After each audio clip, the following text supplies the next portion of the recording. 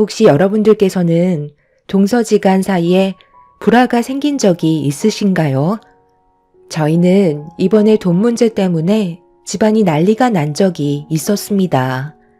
시댁 집안의 며느리로 들어온 지 한 13년 정도 된 것 같네요. 결혼 생활하면서 문제되는 건 크게 없었는데 제 밑에 동서가 5년 전부터 사업을 했었는데 상당히 성공적인 결과를 얻을 수 있었어요.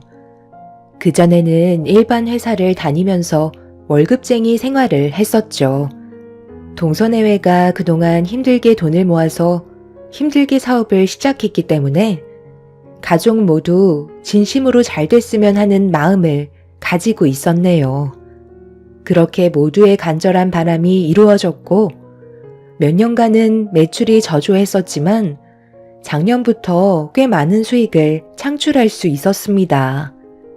시동생은 혹시 모를 일을 대비해 다니던 회사를 퇴사하지 않고 퇴근하면 동서의 사업장에 찾아가 일손을 도왔습니다. 동서가 버는 수익이 눈에 띄게 커지기 시작하자 시부모님께서도 대박 났다며 적극적으로 일손을 도우실 정도로 잘 되고 있었죠. 시동생이 연봉 4천 정도 되는데 동서가 연봉 5천을 넘게 벌고 있으니 둘이 합해서 연 1억 가까이 수익을 올리게 되었고 밀려있던 대출도 눈에 띄게 줄어들고 있었습니다. 그런데 여기서 문제가 하나둘 생기기 시작했어요. 사업을 하기 전에는 연 2,500 정도 벌던 동서가 연 5천의 수익이 지속적으로 들어오게 되자 가족들을 대하는 태도에 변화가 생기게 되었죠. 이 정도야 뭐. 얼마 나오지도 않았는데 오늘은 제가 사도록 할게요. 맛있게들 드셨어요? 다음에는 더 좋은 곳에서 모이도록 해요. 오늘은 다른 날보다 매출이 많이 나왔거든요. 계속 이런 식으로만 지속된다면 저희도 금방 떼부자 되겠어요. 이 사람이랑 함께 버는 돈이 연 1억인데 이 정도 음식값이야. 얼마든지 내줄 수 있죠. 나도 가서 일손을 도와봐서 아는데 쉽게 버는 돈도 아니더구만. 같이 나눠서 내면 되는 걸 혼자 결제할 필요 있니? 있을 때 아껴야 되는 거야.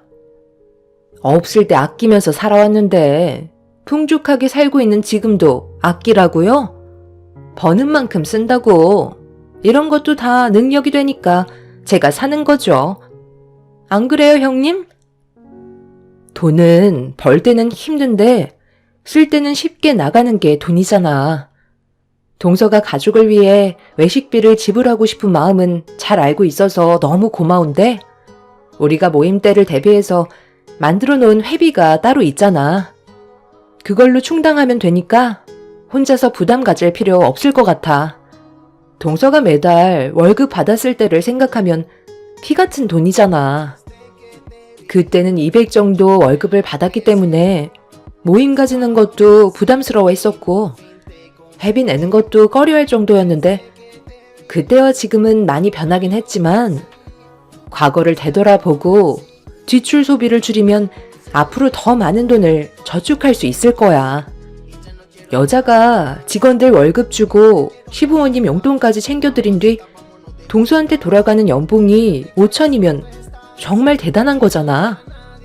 힘들게 번 만큼 과거에 힘들었을 때를 생각하면서 최대한 많이 저축했으면 좋겠어.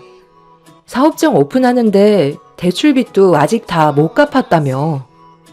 동서랑 서방님이 앞으로 잘 됐으면 하는 마음에 하는 말이니까 서운하게 생각하는 건 아니지?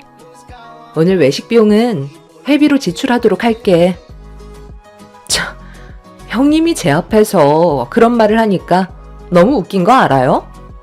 저는 연 5천의 수익을 내고 있는데 형님은 연 3천 정도 된다면서요? 그런데 지금 누구 앞에서 주름을 잡는 거죠? 돈이 있는 만큼 베풀겠다는 거잖아요. 사주겠다는데 꼭 그런 식으로 말을 하셔야 돼요? 하기야. 형님은 워낙 절약하는 인생을 살아오셨고 연봉 5천을 찍어본 적도 없었으니 당연히 손이 작을 수밖에 없죠. 과거를 되돌아보라고요? 그때의 삶이 부족했었으니까 현재 감사하며 살라고요? 제가 운영하는 사업이 망할 거라고 생각하는 건 아니시죠? 지금 버는 수익보다 더 많이 상승할 테니 제 앞에서 걱정한다는 그런 가식 안 떨었으면 좋겠어요. 재수씨, 지금 말이 너무 심하잖아요. 이 사람이 음식값 내는 거 부담 주는 게 싫어서 회비로 결제하겠다는 거고, 걱정돼서 몇 마디 해준 걸 가식이라고요? 남편은 동서의 태도에 기분이 많이 안 좋았는지 한 소리 하게 되면서 분위기는 안 좋게 흘러가기 시작했어요. 옆에서 듣고 있던 시동생이 동서의 편을 들면서 형제들의 싸움이 되어버렸고 결국 시부모님 앞에서 안 좋은 모습을 보여주게 되었네요.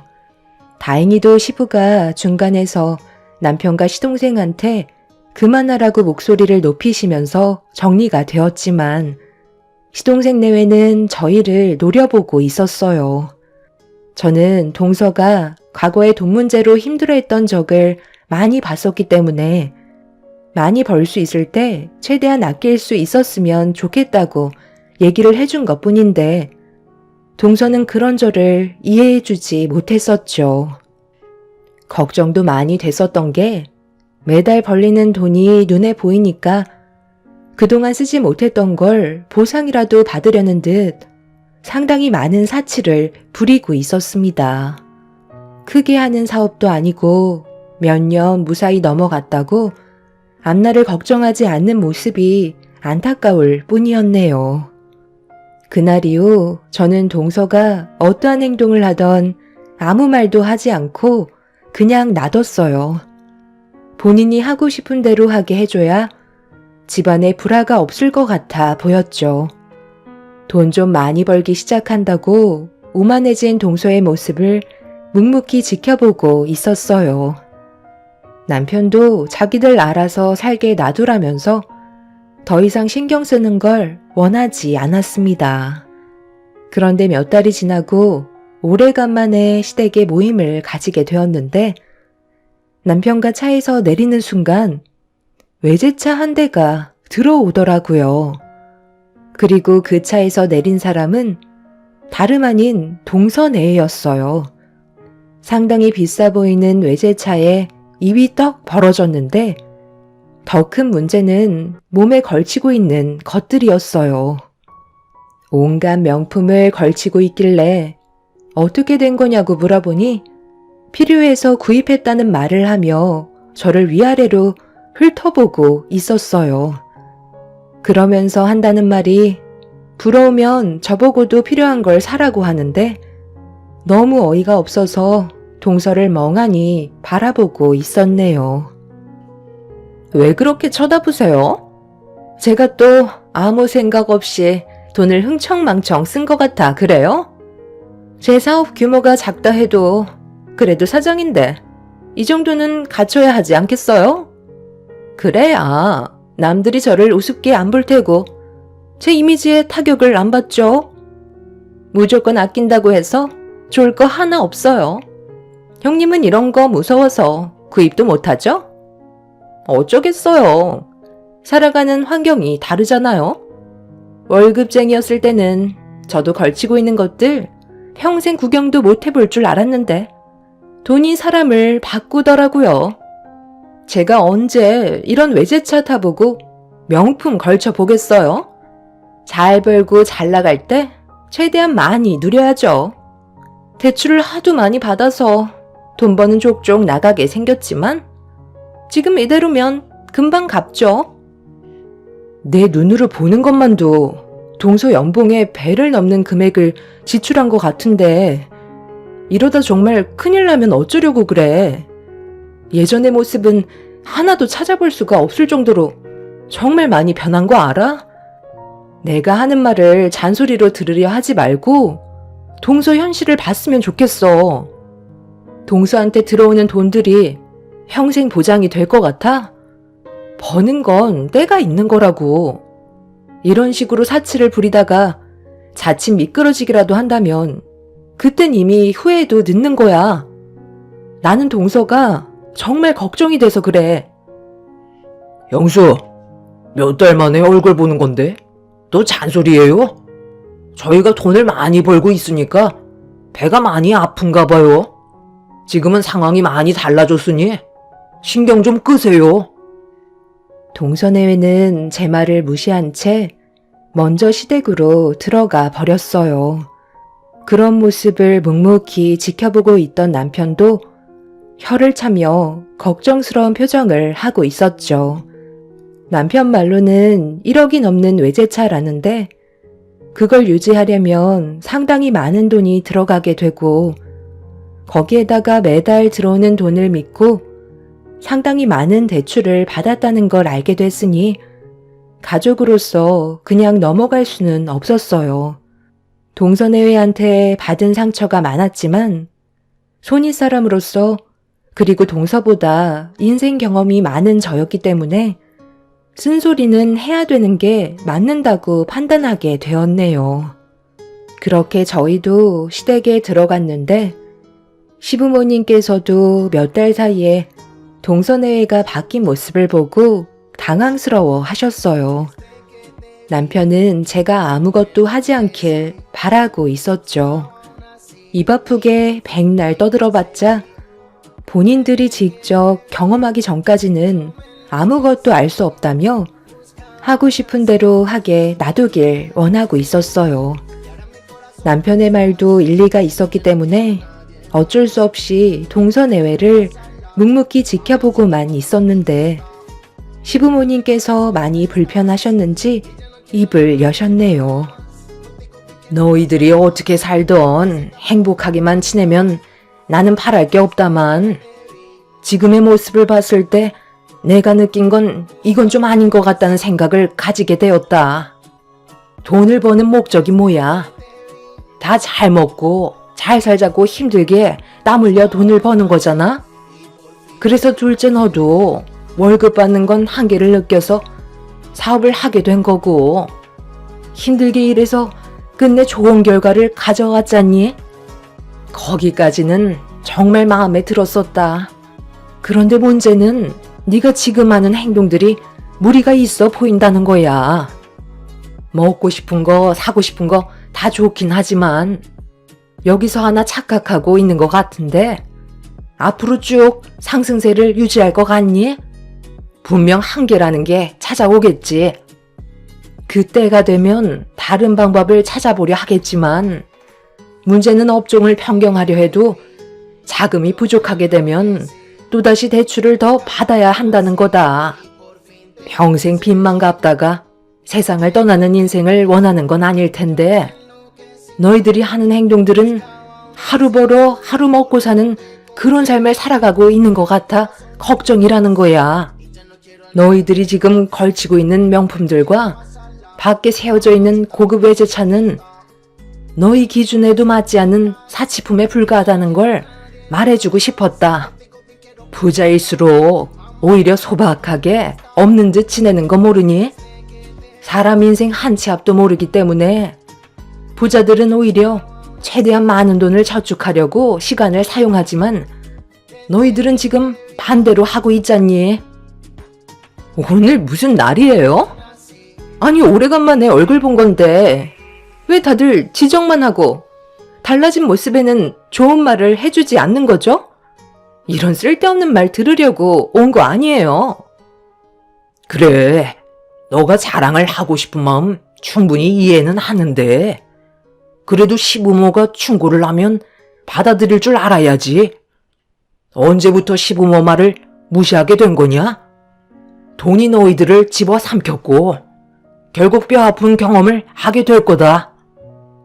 아버님까지 그렇게 생각하고 계시는 거예요?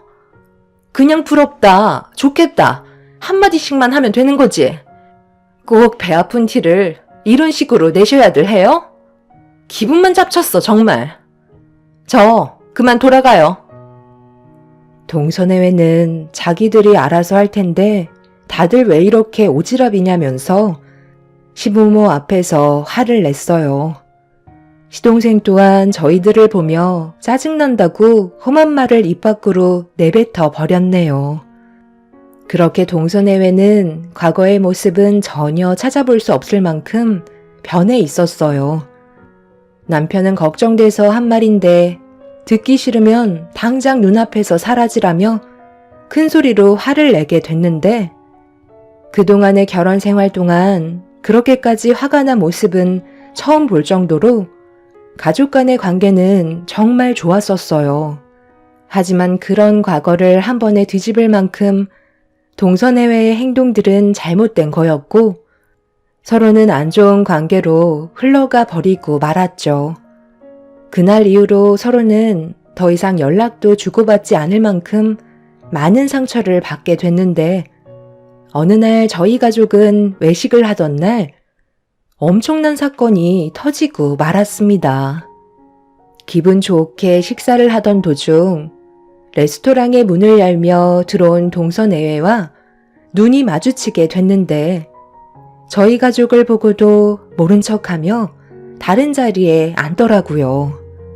남편은 신경 쓰지 말라면서 마저 식사를 이어가고 있었는데 잠깐 화장실을 다녀온 뒤 다시 자리로 돌아가려는 찰나 화장실로 들어가려는 동서와 마주치게 되었고 저희는 몇 초간 서로 눈빛만 주고받다가 저는 무시하고 가려 하는데 동서가 저에게 한마디 하게 되면서 대화를 주고받게 되었네요. 서로 감정이 좋지 않은 상태에서 얼굴을 마주하고 있으니 모든 것들이 불편하게 느껴졌었죠. 형님, 그동안 잘 지내셨어요? 가족들끼리 이런 곳도 오는 걸 보면 그동안 돈 좀 모았나 봐요.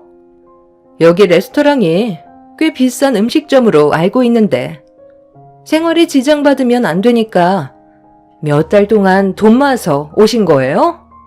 그런데 시부모님은 빼놓고 오셨나 봐요. 이런 사실을 알면 상당히 서운해 하시겠어요.